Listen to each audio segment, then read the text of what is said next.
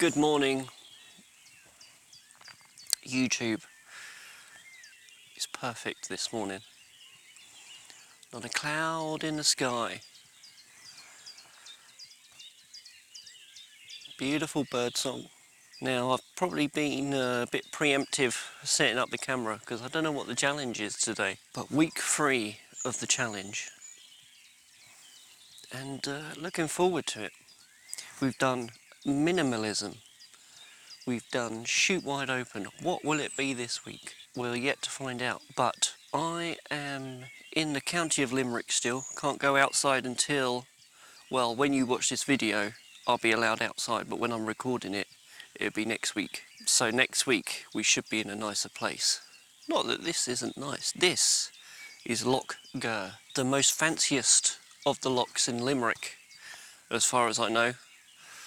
And the plan was this morning to head up to the top of this hill here, because that would have had the view where the sunrise is coming up, but also pretty much 360 views, and then I could have shot anywhere. But annoyingly, 2 things. Actually, I don't know if the second thing then cancels out the first thing, but first of all, I couldn't get up there because that is technically private land, and whoever owns it has fenced it all off, and the normal way that you would get across, can't do it.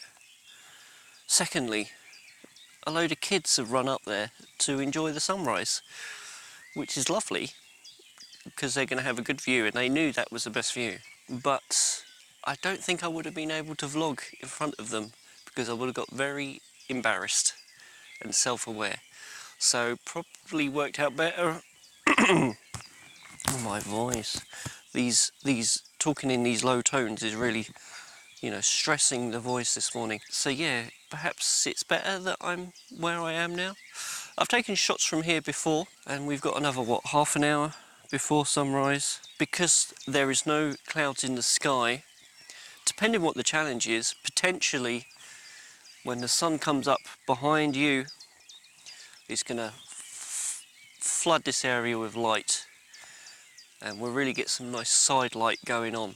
So potentially I could shoot that direction, just looking out across Limerick, or I can look this way, which is south, I believe, towards Cork and the mountains. There's a little castle there, we can see the mist rolling in. So I'm just going to enjoy this for now before I even start the challenge. I just want to soak it in. Soak it in.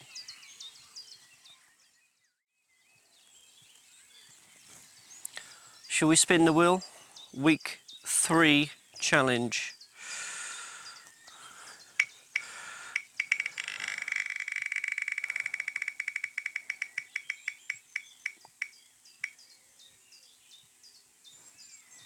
Foreground subject. Okay, let's think about that. So as I've got the camera set up now, no foreground subject. We're shooting over these trees, and it's all just, you know, classic landscape. So I need to find a foreground. What are the pros and cons of finding a foreground? Well, how's that going to help the picture? Well, foreground in the picture is going to be like the starting point in the story. That's our beginning chapter, the opening act.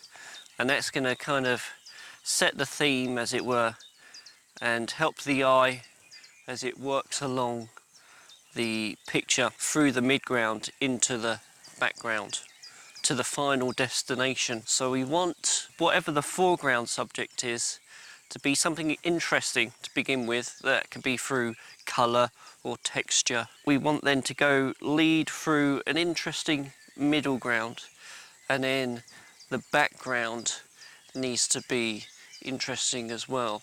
You know, classically your background would be the mountain. Now I don't have real mountains here, I've got hills, I've got a loch.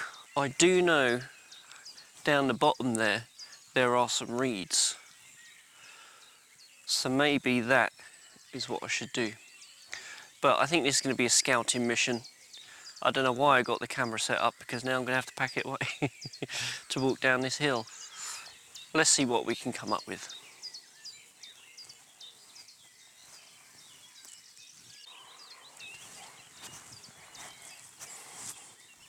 Didn't take long, it's just literally 10 steps there. Just spin you around.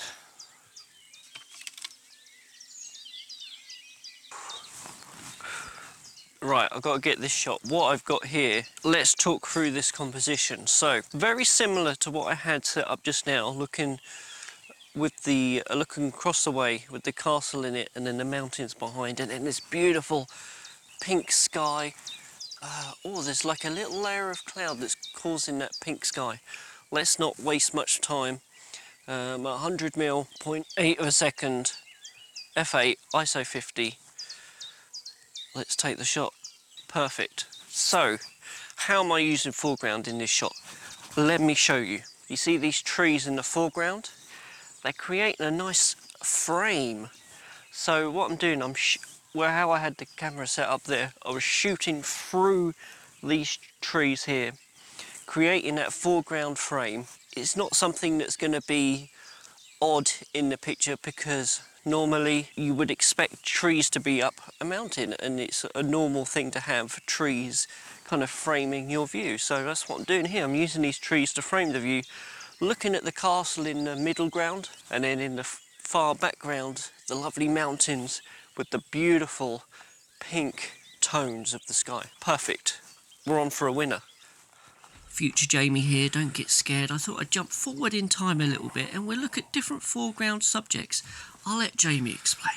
So this week's challenge is foreground subjects. So I did one kind of foreground subject, but let's look for other compositions that include a foreground subject, because we're not just talking about something being in the foreground. There needs to be a little bit of a story to it as well. So let's try and find some compositions as examples to help you with your part of the challenge. So here's kind of a classic nice one, especially when you get around a pond or a lake or a loch or whatever you want to call it. The old grass reeds growing up in it, they look really nice. They tell part of the story because they're part of a feature of the water. And then again we got some interesting middle with them, the mist, and then behind that the trees. Perhaps there might be some mountings or mountains. There's various things you could use, and then you could piece them together to create the shot with the foreground subject. Let's look for something else. Now, this is such a nice picture, I might actually have to get one. But what we have here, similar to that, but with the reeds, but we've got the flowery bit. Then we have this lovely tree in the midground. Then we got the mist. We've got the sunlight. There's a lot going on. So I think I've got to take a picture of this.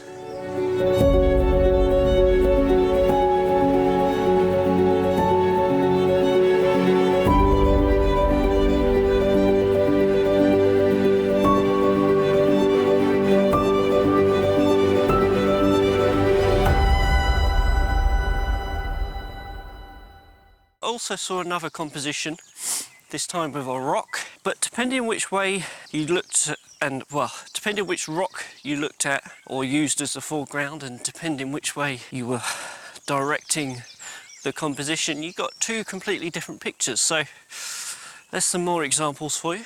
Well, thank you very much for that, Jamie. That was excellent. And now back to our scheduled programming with Jamie from the past. Now, I know because the sun is coming up from that way, those mountains in the background, that castle sticking out in the middle ground are going to be hit with light. I don't want to rush from this spot. I'm quite happy to sit here now and wait for the light to come, the sun to get higher, and just blast, give it all beautiful side light.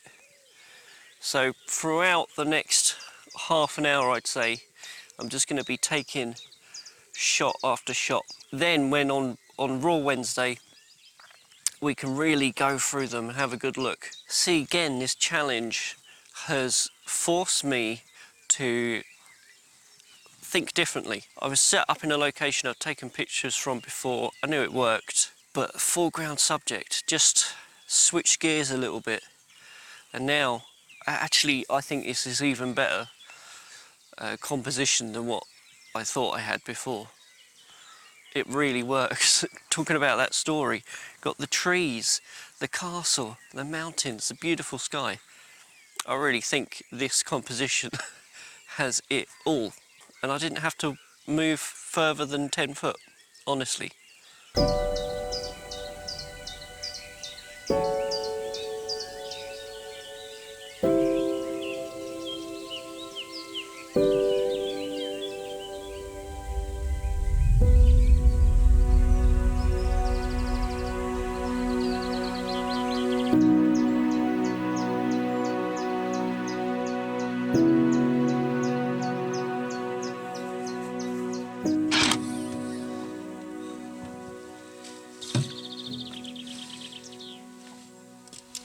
This week's challenge is foreground subject. Find a foreground subject, try and use it in a way that tells a bit of a story through the picture, leads the eye, and it'll be interesting to see how you get on. The hashtag this week is, so use that, and now it's definitely time for coffee, so yeah, gonna do that. Ciao for now.